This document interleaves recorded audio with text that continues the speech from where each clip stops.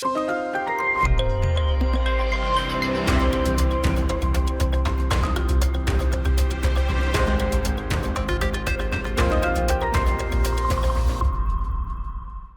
morning, Gina. Good morning. Let's start with, tell me about yourself. Yeah, well, I am a proud product of the Far West Side. I always like to share, though, that my story really starts over 40 years ago when my mom came to this very special country. My mom graduated from the #1 university in the Philippines, but she came here as a domestic helper. She wanted a shot at the American dream. That was the opportunity that presented itself, and she knew that if she was willing to work hard in this country, the sky is the limit. And so that is the cloth that I am cut from. She also just reminded my sister and I every single day that we were very lucky, not smart, lucky to have been born in this very special country, and we'd have to give back. That's why I proudly served in the Air Force, and it's why my sister serves in the Navy to this day. Wasn't always easy. My mom raised my sister and I by herself, and I like to say there's a special place in heaven for single moms, and that place is probably open bar, as it should be, right? Reduced lunch, subsidized housing, those were things that were critical investments, not handouts, but investments that allowed me to grow up healthy, get an education, and serve our country. It was a 4-year Air Force ROTC scholarship that took me from John Jay High School on the Far West Side to Boston University. And I will never forget, actually, one of the most formative experiences I've had as a person and certainly as a leader happened even before my very first day of class. I had to sign a piece of paper that said I will not engage in homosexual behavior because don't ask, don't tell was the policy at the time, right? Which means, and I knew what that meant as an 18-year-old kid, right? Which is 1, my opportunity to get an education, 2, my opportunity to serve our country, 3, my opportunity to die for our country if need be. All of that goes away just because at the time we didn't have enough leaders with the courage to say anybody ready and willing to serve their country should have the opportunity to do so. So you better believe when you fast forward 20 some odd years later, when I was honored to serve as the Undersecretary of the Air Force, the #2 over the Air Force and the Space Force, that I challenged myself to be the type of leader that I wish I would have had when I was that young cadet and that young officer, right? Because again, everybody ready and willing to serve their country should have the opportunity to do so. And frankly, the challenges and opportunities facing our country demand that we tap into the best talent that our country has to offer. That experience was also very formative for me as a leader because it shaped my understanding of really making sure to be deliberate about ensuring you are, that the voices at the table helping you make a decision are as inclusive as it can be, right? Again, my firsthand experience of frankly not being able to be completely open with how decisions were impacting my ability to serve. And I think when we look at the ways in which many communities in San Antonio have been left behind, have been underserved, as mayor in looking at those decisions and certainly starting with the data, right? There's lots of data about the challenges facing our community. I think we're done admiring the problem. I think it's really important now that we are looking at solutions that make sure that we're moving deliberately and intentionally and with all communities in mind. And I would argue my experience very early on, having been left out of the conversation, but has shown me the importance of being that kind of leader. So that I'm proud to have served our country in a number of ways. But true national security I have seen starts at home, right? It starts with smart, healthy kids. It starts with government elected officials understanding to whom they are accountable. And it certainly starts with a lot more transparency around how our taxpayers are being spent, right? I think it's also important, I think, frankly, just having been in the military, you need a plan, which is why, because you need a plan because even if we had a different president, even if we had a different governor, we would still have some of these significant challenges in our community, right? We'd still be facing the fact that over half the kids in our community are not reading at level, their math skills are not at level. We'd still have 95,000 families housing insecure, right? Struggling every month to pay the mortgage, pay the rent. And we'd still have 67,000 families on that wait list for opportunity home and affordable housing, right? And that's why you need a plan. So on my website, GinaOrtizJones.com, I've laid out the 14 action items that I want to work on in the first 100 days, right? We certainly have the talent and the resources, and now I look forward to bringing the leadership to make sure that we're working to solve these challenges. So why are you running for mayor? What's your motivation?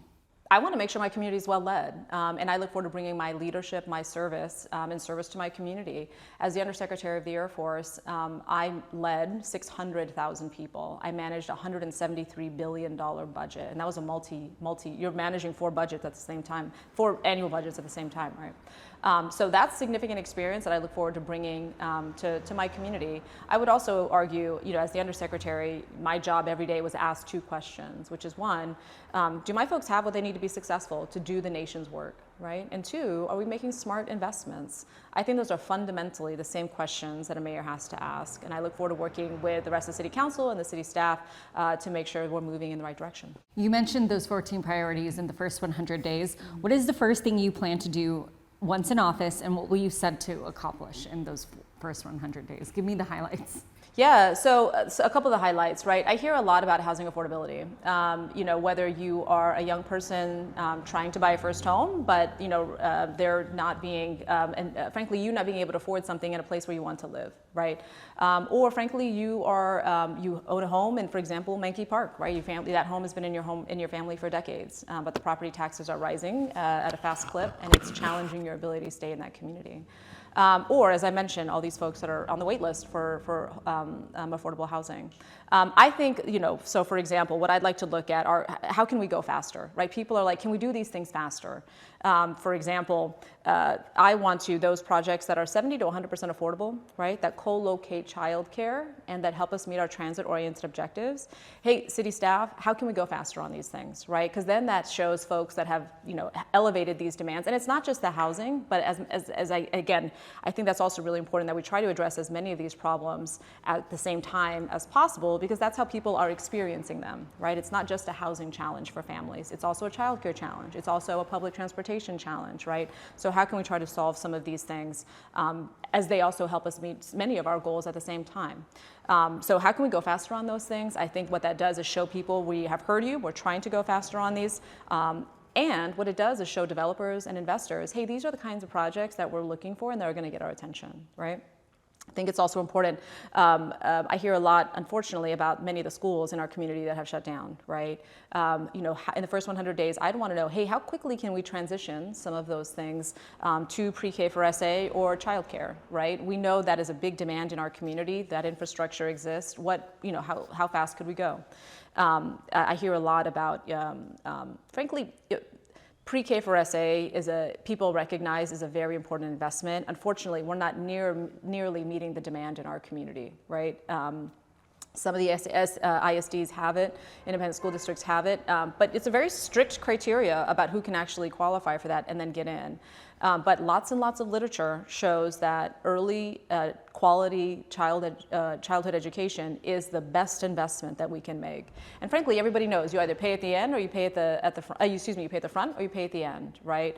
And I would argue if we had more pre-K for SA, we wouldn't need so much ready to work. So first 100 days, hey, show me how many kids, right? How much talent are we leaving on the table as a result of not fully funding pre-K for SA, right? How many kids is that? And two, what's the bill? Right? Show me what the bill is.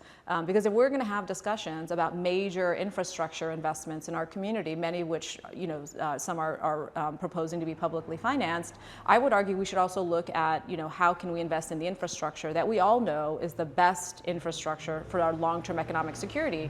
And that's always going to be that infrastructure that supports smart, healthy kids, right? First 100 days, I also want to make sure that, voters and taxpayers have trust in the processes that are being used to invest their resources. I hear a lot about Project Marvel and people wanting more information about, one, how we got here, two, making sure we get a good deal this time, right? Because, voters have Google, right? They've got Google. They can quickly see kind of how the history, the track record of some of these things. Many people remember when Mayor Cisneros at the time, the deal was, hey, let's publicly finance this Alamo Dome and that'll make us competitive for an NFL football team. The Brahmas are cool. That is not an NFL football team, right? AT&T Center, Nelson Wolff has also shared publicly, right, that, the deal he negotiated was the Spurs would give 20% back of their profits each year. He's like, ask me how much we got back over 20 years. Zero, right? So I think people are right to ask, hey, how are we making sure we get a good deal this time, right? Because we should think about this generational investment in the context of our generational inequities and the opportunities to address those things. Right, Spurs, any of these hey, y'all want to pay for pre-K for SA? Like, call them Coyote kids, I don't care, right? Let's just make sure we're meeting the needs in our community and make sure that we've got a good deal for the entire city. A recent poll by UTSA found that crime, homelessness, and affordable housing were the top 3 most important problems according to their respondents. Unemployment, the federal budget deficit, and racism ranked among the least important. Do you agree with these priorities? Look, I think polls are always, a snapshot in time, and I think, look, we're also in Military City, USA, and I think in our community, which is 16% either active duty or veteran, many of us are certainly, thinking about what is happening in our community, but I think our community also rightly recognizes, the challenges with what is happening at the federal level, and I think folks are, looking also at what has just happened with this really unfortunate breach of security that has unfortunately put men and women's lives at risk. I think, look, I hear a lot about public safety, and I would argue I've got the best background to be able to address that. As the Undersecretary of the Air Force, we are constantly looking at readiness, right? Which is, hey, are our units ready to do what they need to do? Which is why it was important for me to sit down both with the fire union as well as with the firefighters to understand kind of what are their challenges, right, in meeting the needs. Firefighters will tell you they're a couple hundred officers short, right? Firefighters will tell you they're 15 substations short. And so it's important that we, first and foremost, make sure that our community feels safe. I think that's a leader's number one priority. And then making sure we're making smart investments to ensure that these units have what they need, they're well trained, right? And frankly, quality of life is also good. One of the challenges that the firefighters face, for example, is they work long hours, longer than in other places. So we unfortunately will attract people here, they'll train here, but then they'll go off other places, which means we are continually spending a lot of money to retrain people, right? Because people train here and then leave. So again, we've got to look at, what do we have today? What do we want to have in the future? And ultimately, how are we keeping our community most safe? San Antonio has had a rocky recent history when it comes to getting along with top state officials. How would you approach that relationship? Look, this is at the end of the day about results. I mean, relationships are important in the context also of results, right? So I think, Greg Abbott has an initiative that is designed, it's called the Economic Development Finance Fund, right? And this is designed to help bring businesses to Texas. And I think we would be fast friends on that. Given my time at the Pentagon, I know an area where San Antonio really needs to be leaning into is the defense space and commercial space opportunities, particularly in manufacturing, right? San Antonio, we are the 21st largest manufacturing exporting region in the country. 5% of the workforce works in manufacturing. That's $3 to $4 billion in payroll. So for me, I would want to look in partnership with local entities, San Antonio Manufacturing Association, South Texas Business Partnership, chambers, right? And also state partners. Yes, show me how can San Antonio go from 21 to 15 to 14 to 12? What does that plan look like over 10 years? Because then as a city, we can make investments that help make that a reality, right? We can't just hope these jobs come, right? We've got to, I think, invest in it as well as in make sure that we're investing in those things that ensure we have a good pipeline of talent to be competitive for those jobs. So we'll be fast friends on that. I think it's also important, though, that we speak truth. Especially when we are talking about the things that are constraining our ability to grow. We can only grow as fast, for example, as we have OBGYNs in our community.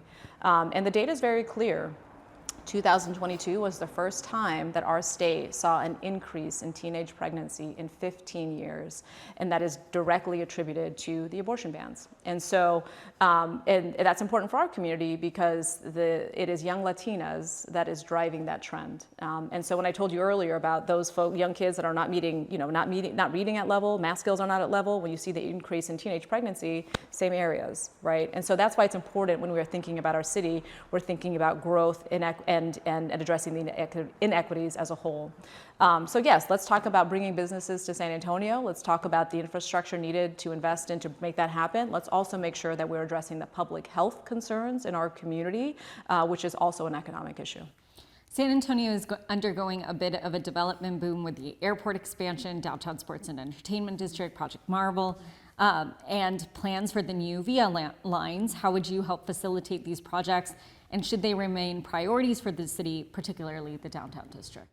These are all priorities, 100%. They should be, because what they do is they not only connect parts of our city that have traditionally not been connected to opportunities, but they also connect San Antonio, as you point out, through the airport, through the rest of the country and the rest of the world, right? San Antonio obviously is known for our arts and culture. I think that is something certainly as a priority that I would work to double down on, right? We've got that wonderful World Heritage Center on the south side now that is really a treasure, not only for San Antonio, but for the state. I think when we're thinking to your point about the Green Line and public transportation, I have argued that I don't think the Green Line should stop at Steve's. I think this Green Line should go all the way to Brooks, right? We know the boom that is happening down on the south side, and I just talked about, again, the priority that I would place on manufacturing, not all of which, but a large percentage of which is on the south side. So if we know that is already coming, why don't we just go ahead and build that into our current plans right now to make sure that connectivity is there, right? And absolutely, the other infrastructure that allows people to come to San Antonio is important.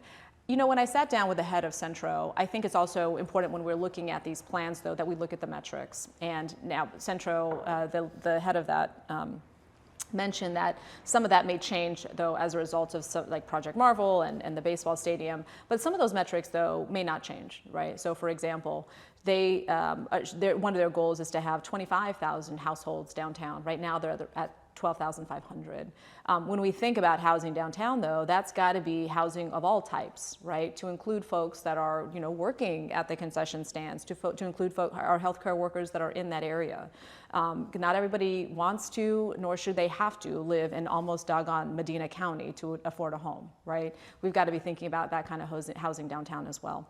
But one of the metrics that I thought was really important was the metric that they want 75% of those storefront businesses to be local small businesses, and I think that is great.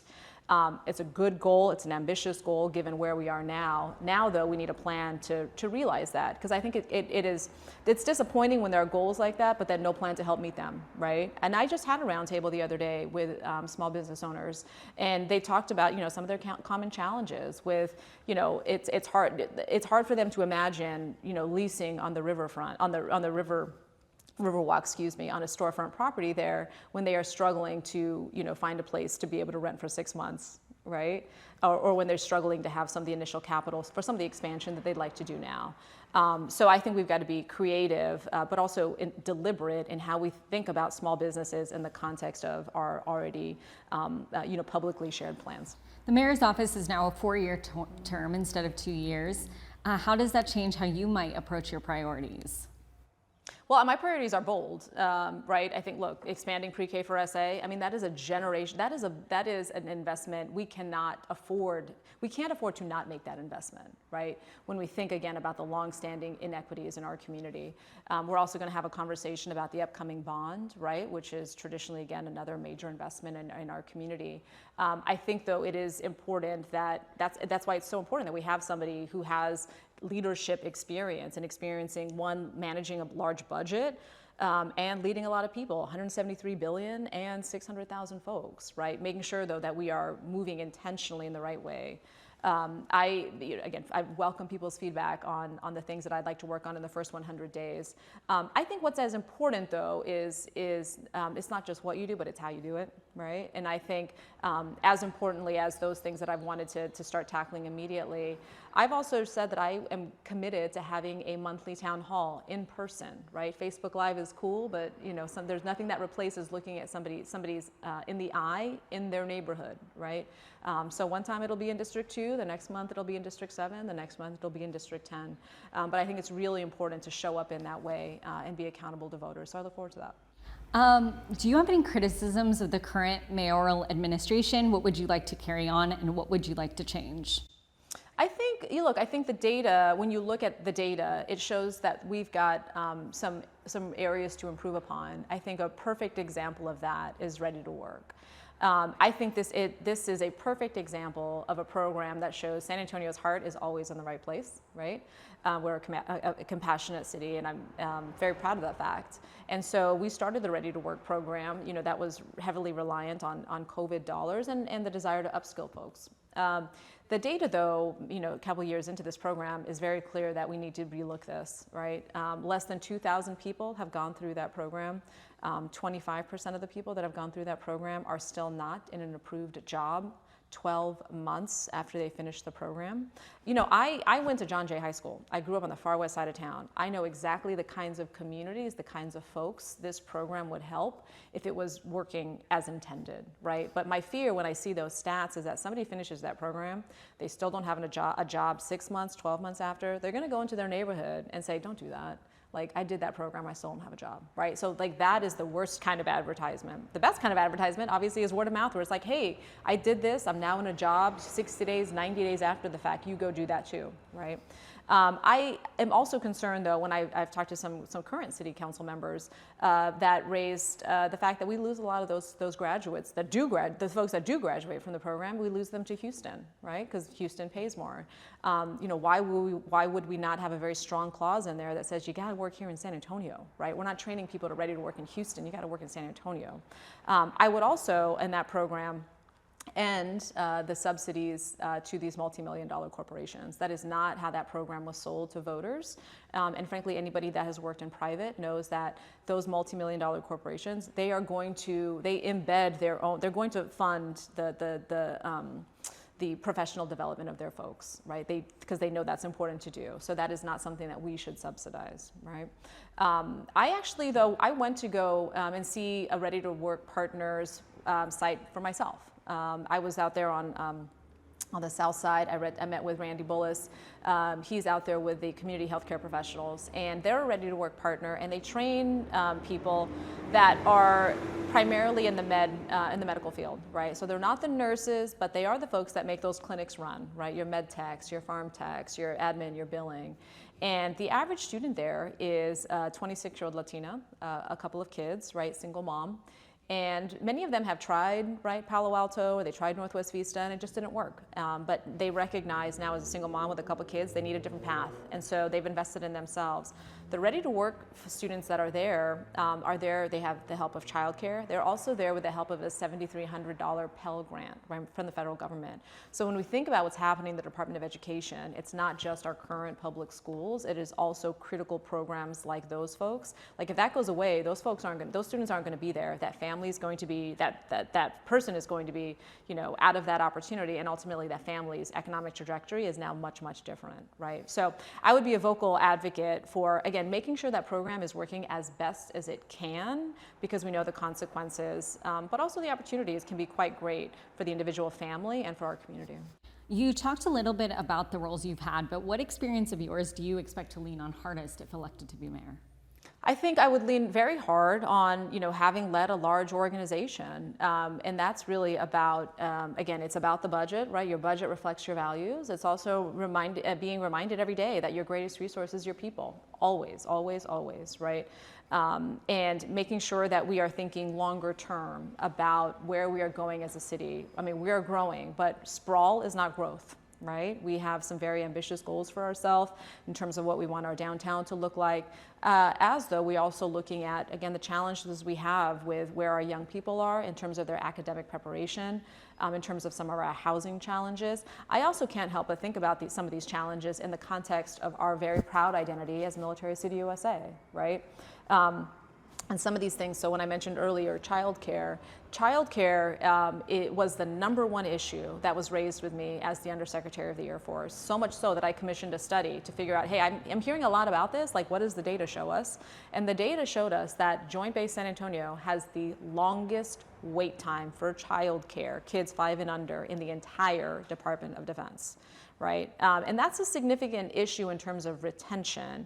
I wanted to understand, okay, what is that, I mean, obviously no one wants to be on a wait list, but like, what is that actually, what's the impact of that, right? Because I wanted to help my fellow senior leaders understand that. We did a study, commissioned a study, and we found that if a service member has a kid on the wait list, a female service member has a kid on the wait list, if they get pregnant again, the likelihood of them getting out of the service increases by 3 times. So this, insufficient childcare wasn't in fact affecting our ability to keep good people, right? Linguists, comms officers, like all talent, right? And so that's why when I think about investments like pre-K for SA, expanding child care, those are not only good for us as Military City USA, it's also good for our own families here.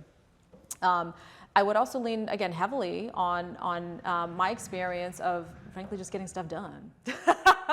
Right? I mean, frankly, folks can go read about the barriers that I knock down for folks, because I know at the end of the day, we always want everyone in our community to be able to have the best possible life, right, for them and their family. And so it's really a leader that I think helped shape that environment in terms of the things that they prioritize, how they spend their time, and also how they, frankly, elevate voices that have traditionally not been at the table. I have a few questions regarding your congressional bids, and then I'll wrap up here.